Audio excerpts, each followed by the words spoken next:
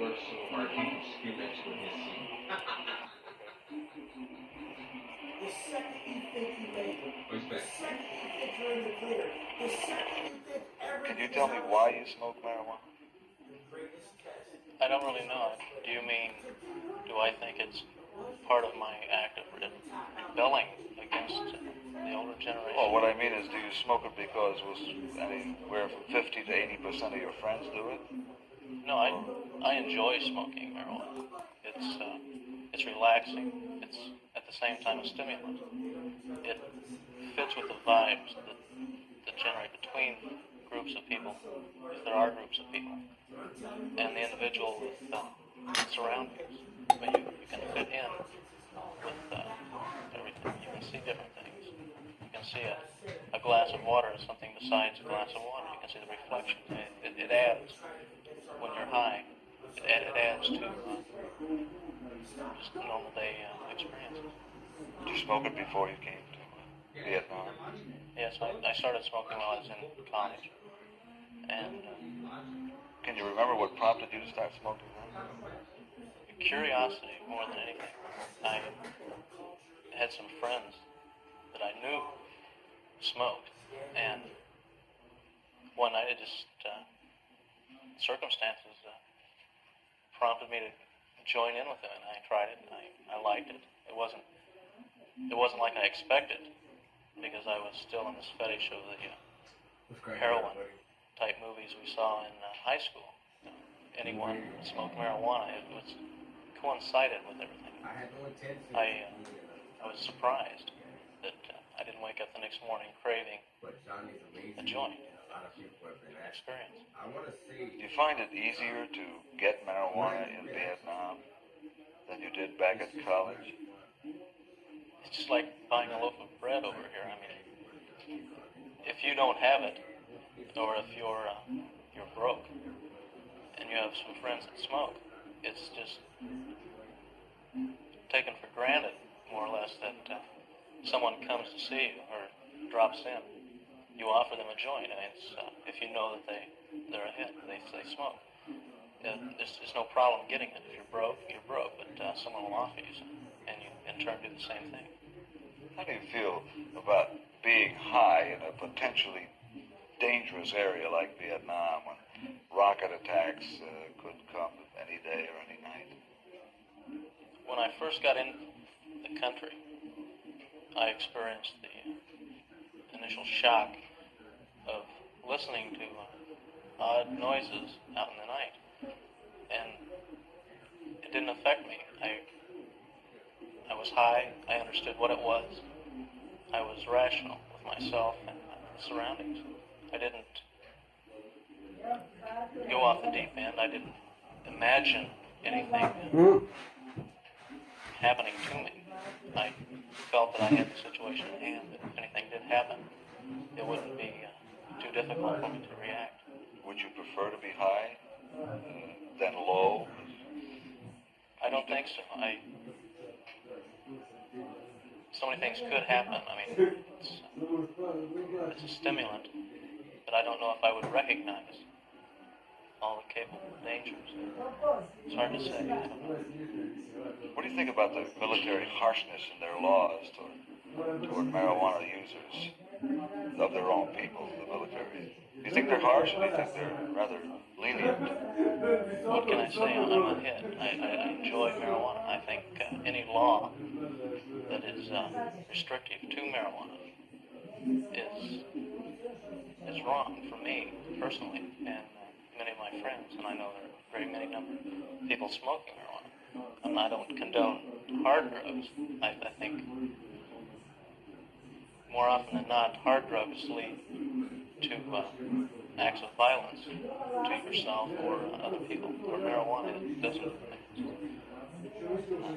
Marijuana doesn't add to your violence at all. No, I've been around alcoholics, so to speak, and I've been around heads. And heads accept things more readily than the Jews. It's, we're not as violent. We would take time to consider more than a drunk would jump right in with his fist. You sound like you're going to continue to smoke marijuana when you get out of Vietnam, right? If the supply meets the demand, I'm pretty sure I will. I don't know if I will transport any back to the States. I don't know how easy I can come about it when I get back. I mean, they're cutting down now on the restrictions.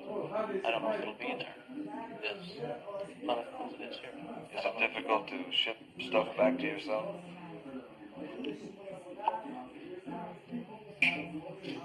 Why do you smoke pot?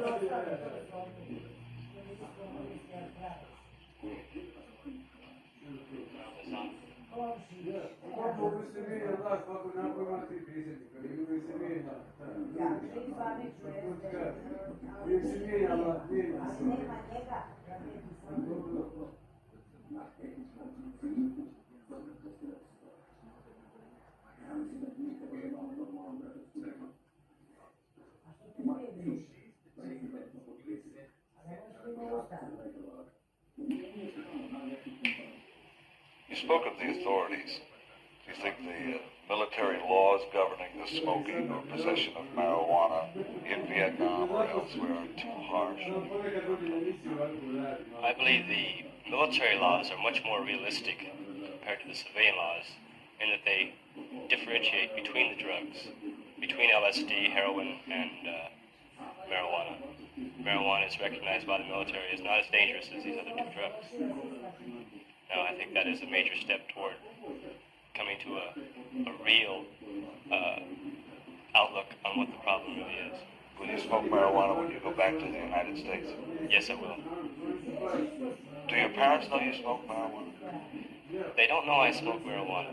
They are rather ignorant of the fact, I believe, that what even marijuana, what it is at all.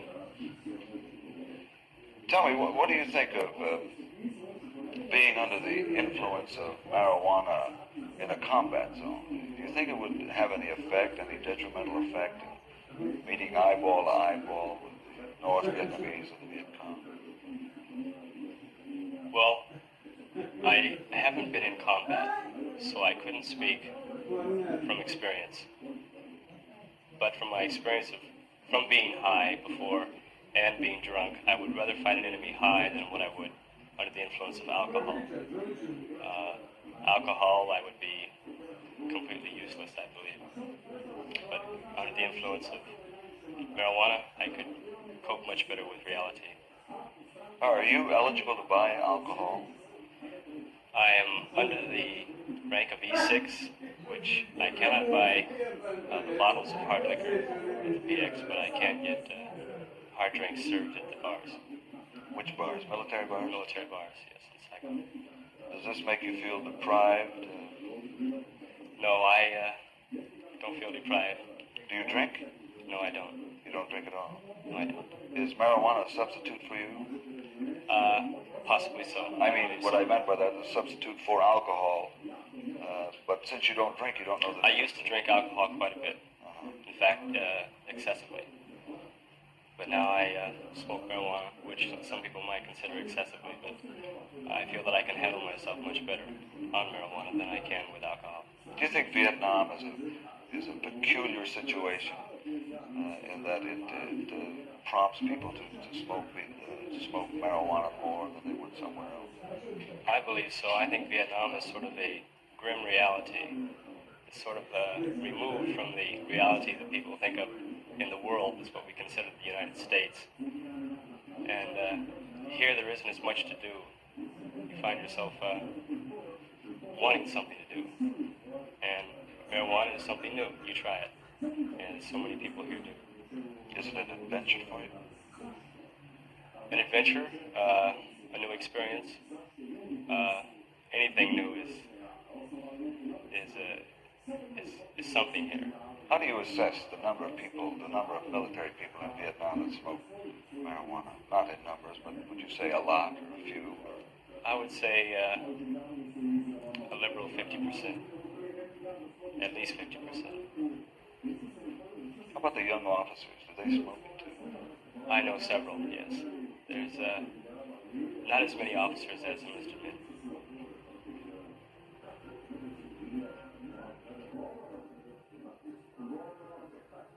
Why do you smoke marijuana? Do you drink? Yes, I take a drink occasionally. Why do you ask? Why do you drink?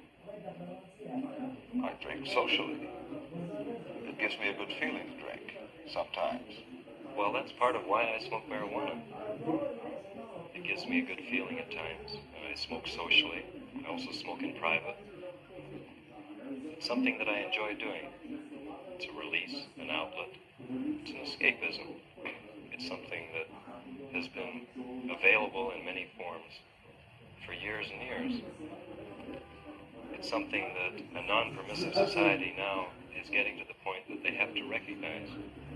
And I feel that I am enjoying it, so it is not wrong, though it happens to be illegal now. Did you smoke marijuana before you came to Vietnam? Yes, I first smoked marijuana when I was in basic training in the Army. I wasn't really where it's at. I was a super straight citizen in a way, representative of solid middle class. And I found myself as a platoon guide in basic training, and I had 40 people that I was supposed to tell what to do.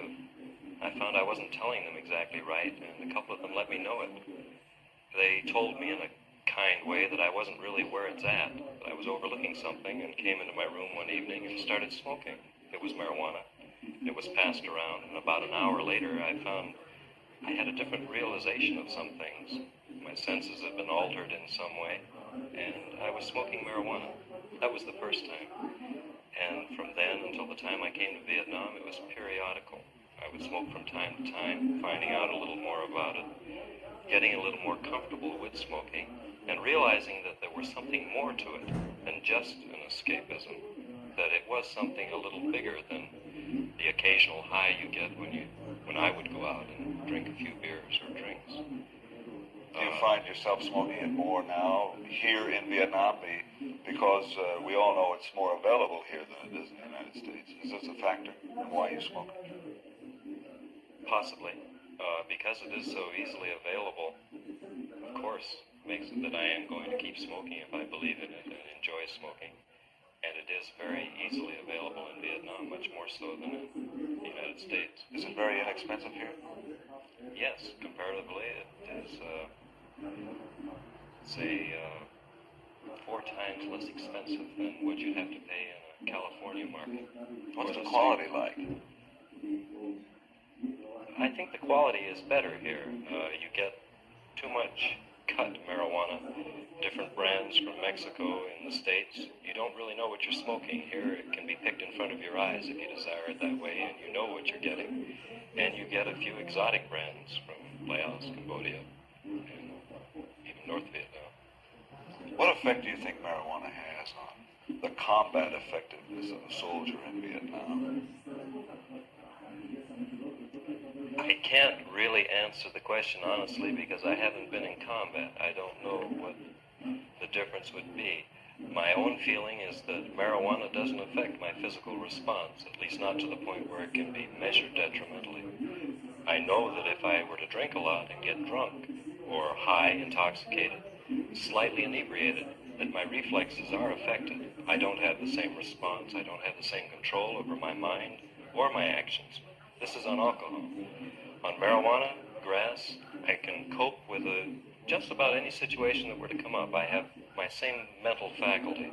I have my same control over whatever the circumstance is. In other words, I can communicate and respond to the situation.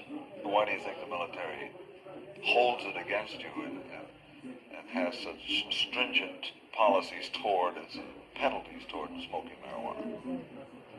Well, it seems apparent that the Army has to follow suit with whatever our society back in the United States dictates.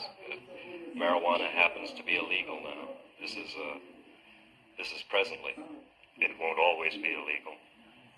The Army has to condemn it and try and do something about it, stopping the usage of it. The unfortunate thing as far as the Army's concerned, here in Vietnam, marijuana is so easily available, and you have so many people using it that it is bound to hit everyone. So you're getting a large percentage of the people on duty here in Vietnam that smoke it, use it, find out, become aware that there is nothing wrong with it, that it is not harmful or detrimental to the psyche or the individual, and they'll continue using it. When they leave Vietnam, they'll carry it back with them to our non-permissive society. Will you carry it back? Will you Certainly. continue to smoke marijuana back in the States at every opportunity? Most probably. I don't know what the availability will be.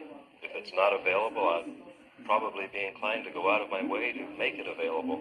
I may even try to make an attempt to proselytize the fact that it isn't bad, that it can fit into the society the same way 20, 30 years ago we allowed booze back in. The old, the doper's adage that with booze you lose, with dope is hope. It's a play on words, but there is some truth to it.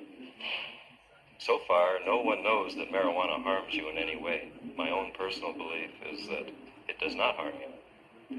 It can affect you psychologically, but this doesn't have to be a detrimental result. With booze, drinking, if you're using it as an escapism, as a permanent part of your life, an everyday thing, something you have to have, it can be and is detrimental. Look at the traffic fatalities that are attributed to drunk driving. How many people in Vietnam in the military do you think smoke marijuana? How about your own billets where you live? Well, I live in a hotel that has between 55 and 60 enlisted men in it. And between 40 and 45 of those people smoke. If they don't smoke, they have tried it, and they're tolerant. They are cognizant that it is not bad. It is not forces for bad. The remaining plus or minus 10 personnel are career-oriented people. Don't smoke because they feel they're held from it because of their position or their job, or they're hung up on their little bottle fantasies.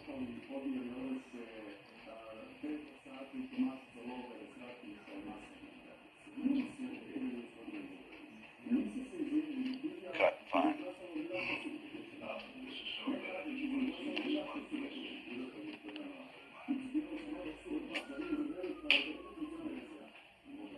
Is marijuana...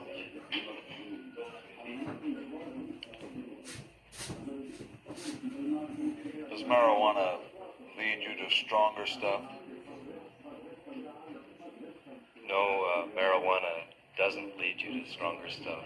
If anything, the government's warped blocking of the supply of marijuana is what can possibly lead you to harder stuff. The younger people that are turned on, that are aware that marijuana isn't really harmful or detrimental, they still want their release, they want their escapism. So the government makes marijuana not available, they block the border, they try to stop it from coming into the country, and the kids then will turn to harder stuff. They'll try for their kicks, for their floating, for their mind elevation, for their enlightenment. They'll try with the LSD, the speed, smack. They'll go as heavy as they can. They still want their release. You're talking like marijuana or using harder drugs. Is that what you're saying? No, not exactly. I told you originally that I smoke marijuana because I like it. I smoke cigarettes because I'm hung up on them. I can't stop smoking them. It's the same thing with most of society now. They're not going to go on to LSD or a further release. Cannabis, grass, marijuana somehow stops you there. You can find a satisfaction and an appreciation and happiness that, well, that you can be satisfied with. You don't feel compelled to go on and try the harder stuff.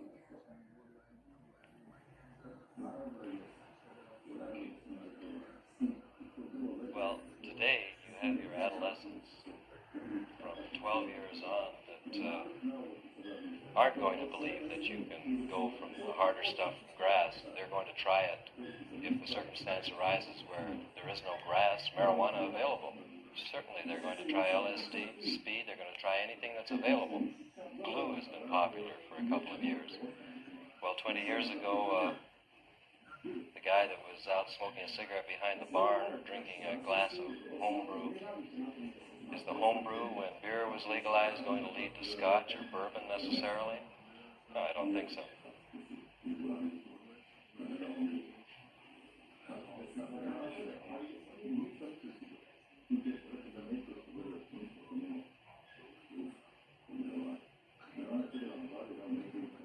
you feed me? That's all.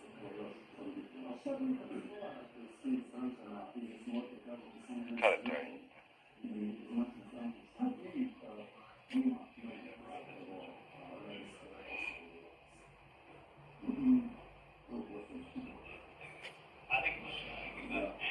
Yeah, that's plenty.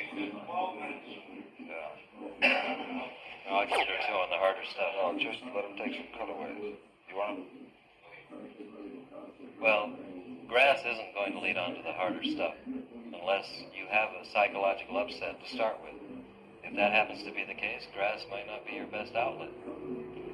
For that matter, drinking might not be. There's a lot of drunks that go off the San Francisco Golden Gate Bridge every year. I've tried quite a bit of the harder stuff. I wanted to know what was happening there. I think I made a decision, or at least I arrived somewhere where I could see that LSD, speed, smack, cocaine, they weren't for me. They weren't doing anything for me that I found advantageous over my regular straight life. Straight life isn't so bad, but it can be flavored very nicely with marijuana. You allow yourself a little elevation. You can feel a little sincere enlightenment, and you can understand that marijuana is not forces for bad, and it is not a harmful drug. Roger. Hey, man. What's all that about? Our battalion said copter spotted Charlie about 2 miles away. Big deal. So you better get somebody spotting Charlie someplace. Oh, what the hell's bugging you, man? Oh, you're smoking that stuff again, huh? Boy, you sure picked some weird time to blow yourself away. Don't bring me down, man. I'm going to the war. Going to the war.